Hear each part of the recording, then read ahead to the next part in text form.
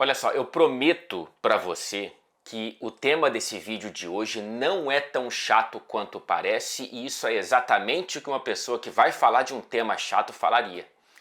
Mas eu realmente acho esse personagem e o que esse personagem traz e trouxe para a Premier League, para o debate do futebol e tudo mais, para o desenvolvimento de clubes não tão relevantes se comparado aos mais populares do futebol inglês. Enfim, tudo que o Daniel Levy, ou o Daniel Levy, ele trouxe e traz, faz com que eu realmente tenha me divertido muito pesquisando e me informando para esse vídeo, apurando um pouco, para trazer aqui para você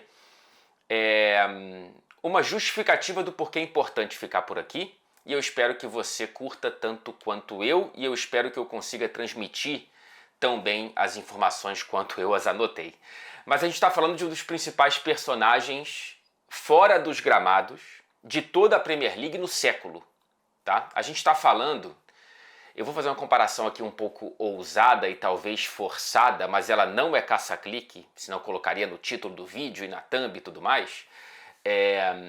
O que o Bandeira de Melo foi para o Flamengo em 5 anos, o Daniel Levy foi para o Tottenham de uma maneira ainda mais impressionante, porém excessivamente longeva, porque o que o Levy fez com o Tottenham enquanto tamanho financeiro e músculo financeiro do clube não é só uma reconstrução, é uma inauguração de patamar. Enquanto que o Bandeira fez com o Flamengo foi uma reestruturação dentro de uma máquina muito popular do futebol brasileiro, o que o Tottenham nunca foi, não é e provavelmente nunca será dentro da conjuntura do futebol inglês. Eu vou explicar um pouquinho mais ao longo do vídeo, mas o que traz esse tema, evidentemente, é a saída do Daniel Levy depois de quase 25 anos à frente do comando do futebol do Tottenham, o que agrada a uma grande parte da torcida que vinha se manifestando de maneira mais veemente e mais intensa, especialmente nesse ano de 2025, com as faixas e os cantos de Levy out, Levy out. E ele não decidiu sair, ele foi retirado do comando, porque quase como todo mundo no planeta que manda, também obedece.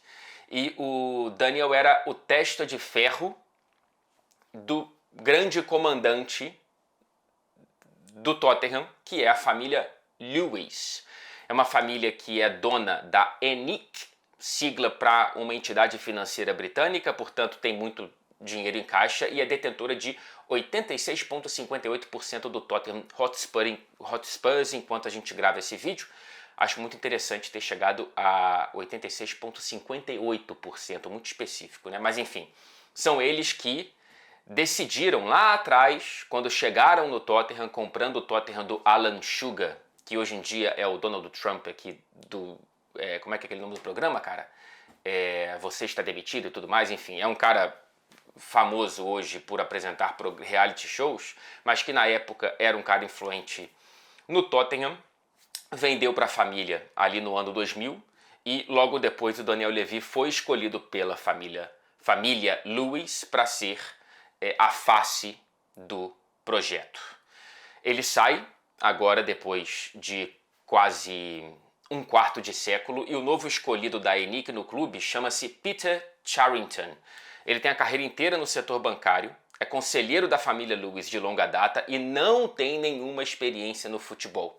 Ele chegou no Tottenham em março e essa ascensão meteórica o coloca como, entre aspas, o novo Levy. Mas ele não é, porque a família está trocando a posição do Levy, que era o diretor executivo, um cara mão na massa em todas as instâncias da operação de futebol do clube, por duas pessoas. O Peter Charrington vai ser quem observará o trabalho de quem colocará a mão na massa de fato, que é o Vinay Venkatesan. Talvez você o reconheça dos tempos de Arsenal. 14 anos como um dos Gunners em 6 diferentes posições. A mais recente, entre 2020 e 2024, ele executou a mesma função que ele executará no Tottenham, ou seja, ele capitaneou a reconstrução do Arsenal para o que a gente está vendo hoje em dia. Ele chegou no Tottenham em junho e agora ele será o principal nome do dia a dia do futebol junto com o Peter Charrington. Então sai o Levy e entram 2 diretores para a execução do mesmo trabalho. É uma reestruturação muito clara de um Tottenham que mudou muito, né? Da última temporada para a atual, saindo primeiro o treinador e agora o grande manda-chuva que algumas gerações de torcedores do Tottenham não conhecem o clube sem o Levy, né? E agora a gente tem essa reestruturação profunda. Antes de agora me aprofundar muito em breve na figura do Daniel Levy, que eu acho importante explicar porque eu acho ele tão importante, tão relevante e até meio revolucionário para a história do Tottenham e para a ordem da cadeia alimentar do futebol inglês, eu quero falar para você sobre o mês do cliente na Insider. Setembro é o seu mês na Insider e você pode, somando o meu cupom de 15% com os descontos especiais do mês do cliente lá no site da Insider, você pode chegar a uma redução de até 50% do valor total. O Daniel Levy não perderia isso. E eu espero que você também não perca, tá? O meu cupom é Fred Caldeira, como tá aqui na tela, mas para ficar mais fácil, é só você clicar no link que tá na descrição e no comentário fixado desse vídeo, para você já navegar no site da Insider com os descontos automaticamente incluídos por meio do meu cupom e por meio dos descontos já especiais desse mês do cliente na Insider, tá bom? Combinado? É só clicar aqui no link ou adicionar o meu cupom depois da sua compra. Eu estou usando a Tech T-Shirt Long Sleeve, tá começando a ficar um pouquinho mais frio por aqui, e eu gosto muito das peças da Insider, ainda mais quando vem com um descontão especial para o seu mês na Insider, o mês do cliente. Combinado? Daniel Levy. Cara, assim, o perfil dele é um perfil muito interessante, um pouco sui generis. É um controlador de todas as fases e faces do futebol do Tottenham ao longo desse quase um quarto de século. Um negociador dificílimo. Assim, o Real Madrid suou muito até topar pagar na época um valor recorde para a transferência do Gareth Bale. O Sir Alex Ferguson uma vez definiu o Levy como um cara mais difícil de lidar do que uma prótese no quadril, né? Uma clara comparação aí de um senhor de idade. Eu, felizmente, não consigo entender o quanto é difícil lidar com uma prótese no quadril, mas eu sei o quanto que foi difícil lidar com a apuração e a pesquisa para esse vídeo do Daniel Levy. O Ferguson falou isso na época da transferência do Berbatov.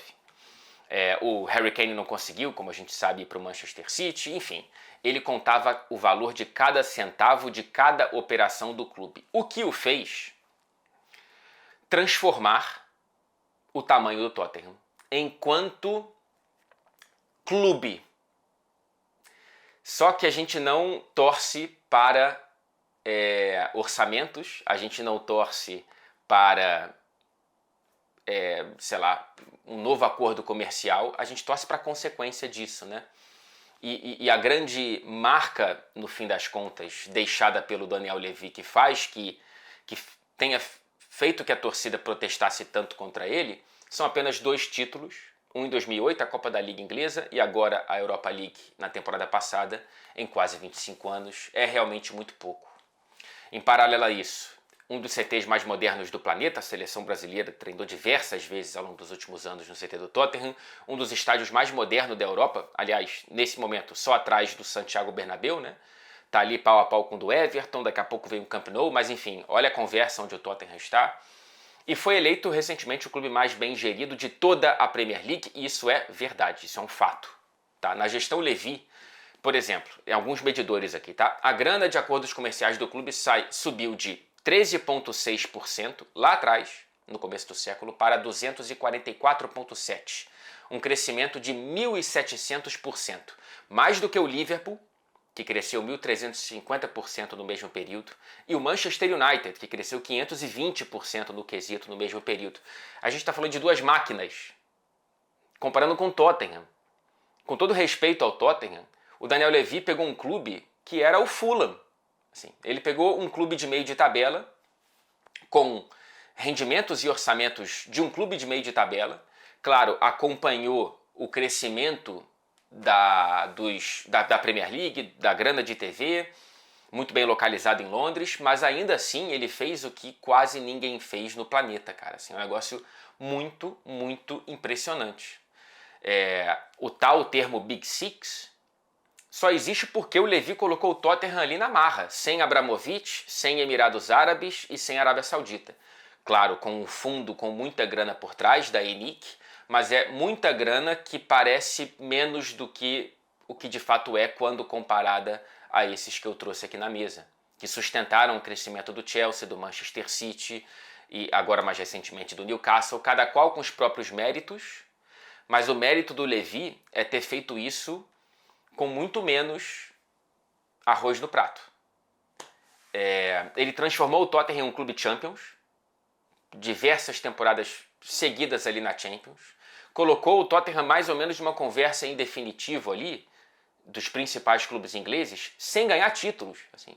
É porque ganhava muita grana e tinha um músculo financeiro muito interessante. Tanto é que o Tottenham tem um dos principais estádios do planeta, um dos principais CTs do planeta, é um dos principais clubes da principal liga do planeta, sabe? Em termos de folha salarial, e aí a gente lembra do que nos ensinou lá atrás o Soccernomics, né? Se você quiser olhar para um termômetro dentro de campo com as contas do clube, do que pode medir o que será entregue em campo, não é muito o que se gasta em transferências e sim as folhas salariais. O Tottenham geralmente navega bem abaixo do restante do Big Six. A última que a gente tem, de 23-24, pouco mais de 200 milhões de libras por ano que o Tottenham tinha na época em folha salarial, bem abaixo do último do Big Six, que é o Arsenal, com 328. Mais de 100 milhões a mais do que o Tottenham.